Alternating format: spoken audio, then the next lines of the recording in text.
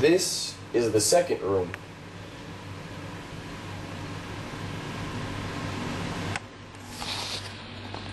Today I went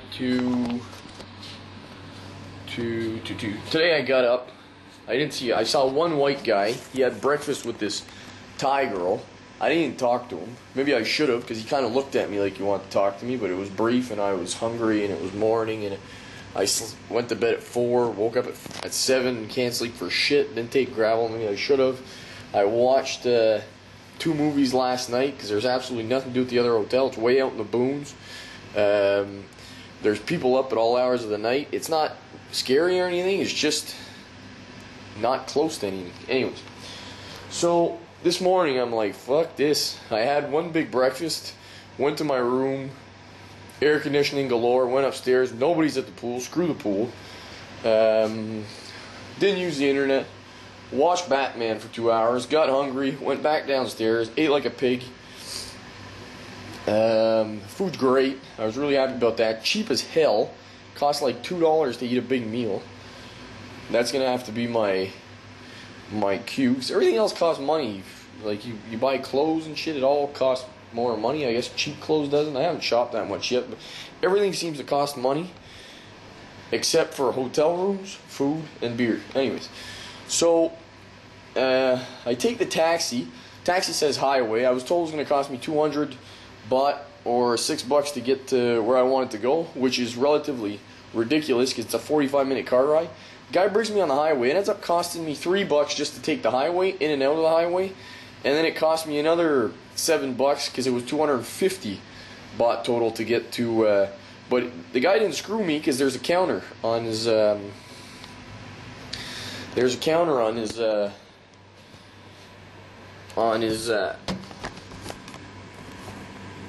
Oops. There's a counter on his. I'm gonna film my dick. That's not that good. There's a counter on his taxi.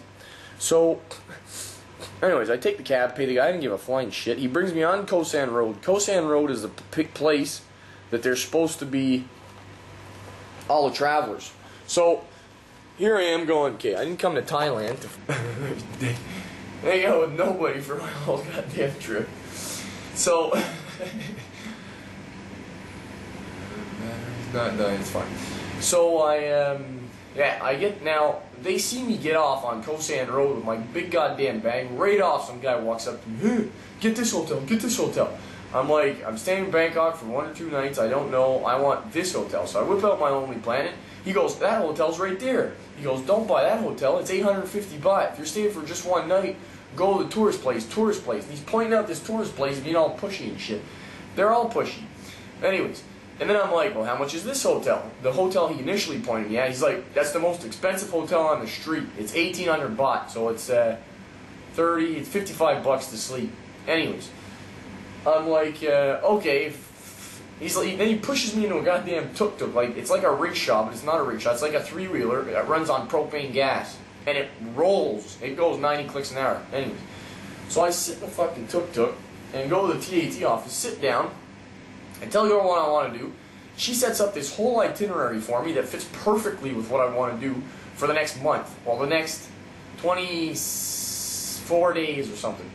And I've already spent 1 night, that's 25, and I'll have a few days to get the hell out of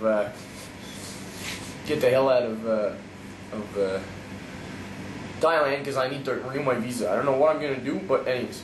So for 1,800 bucks, I'm gonna island skip like for 7 islands, visit 8 towns, take like a dozen boats and 5 buses, be at the right place for all the right parties, like the half moon party, the full moon party.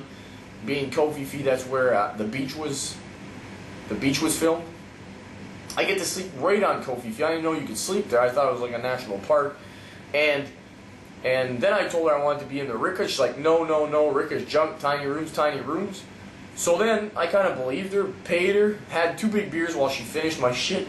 She started laughing. I started talking too much, and then the other girl saw me drinking, and you guys got it on tape. She gave me a shot of that scorpion shit, and I took the shot. Then I was kind of tipsy. got back in the tuk-tuk. It was a free tuk-tuk ride. It initially cost me 5 baht, so a sixth of $1. That's more than 3 cents. Like 15 cents to ride a goddamn taxi ride. So I look at the guy, I'm like, okay, we're gonna drop this at the hotel, and then you're gonna show me what the hell to do in Bangkok. I don't know what the hell to do. The guy ended up showing me whatever the hell I wanted to do. Brought me, fucking tricky bastard. Told me he was bringing me to play pool after we had a couple beers and ate. He brought me to this fucking place where there's one pool table. You walk in, there's one pool table in front of you. On your left there's big stairs with a red carpet, and on your right there's a bar. There's a host that walks up to you and says, "What do you want?"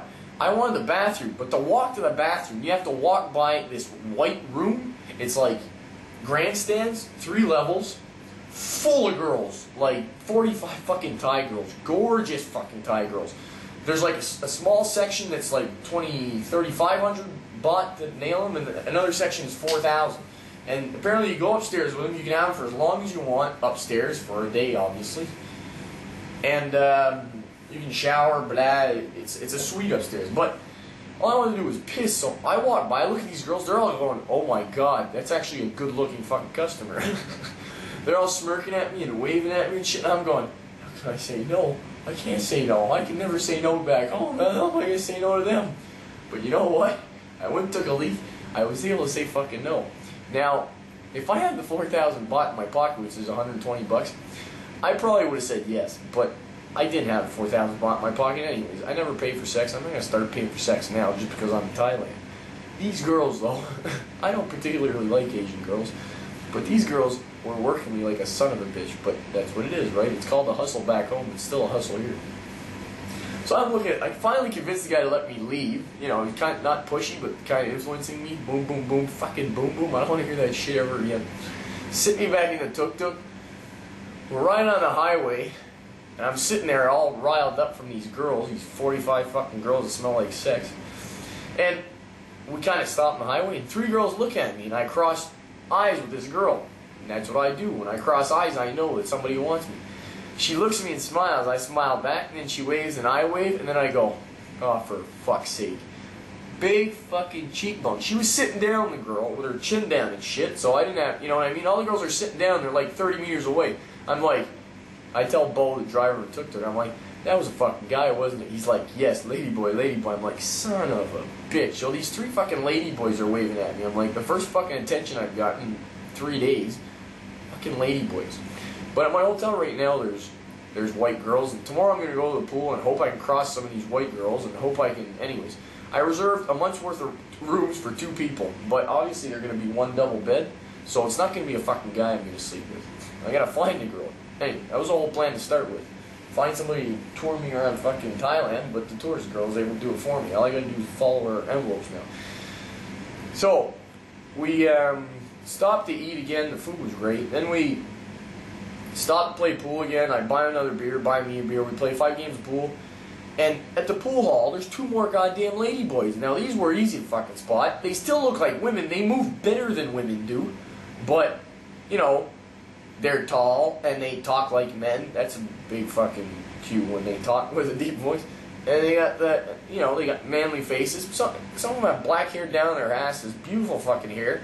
They'll wear tight clothes around the hips. And they move better than them. Oh yeah, and they got big knuckles like men too. So they can't fool me. Well, not one of them has fooled me yet. And I don't plan on getting fooled by one, but like I'm saying, I can spot them. I can spot them all.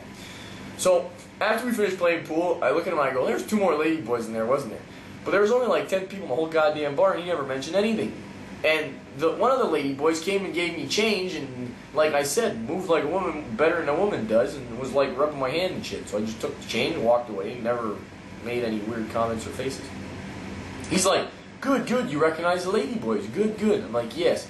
At this point, we had just eaten. Look how big this is. Big ass room. I had a big ass room in cottages. The thing is, I booked for 2 people though. So I could have cut all my prices in half, but then you still would have paid for the trips. And these trips are like included meals, catamaran, speedboat rides, buses, blah blah blah blah blah. That's it, that's all. I don't have a view from out here. 12, I should be having drinks exploring Bangkok. I think I'll do that tomorrow. Take it easier during the day. And then easy on the beers in the morning. And then eat well. I have nothing left to do though. I bought my watch. Go get a haircut maybe. I don't know. Find some white girls, sit by the pool. That'll be it. Like, fuck it. So, day 2 in Thailand. Alex is out.